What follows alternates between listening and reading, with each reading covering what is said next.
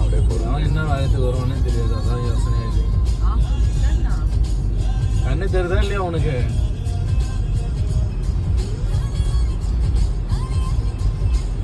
அவன் பாடுறா 80லே வரான் பாடுறா.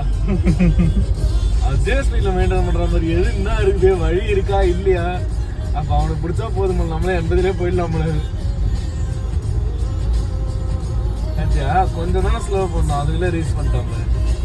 சொல்லல கதையில பிடிச்சா போதும், அவங்களே போயிடலாம்.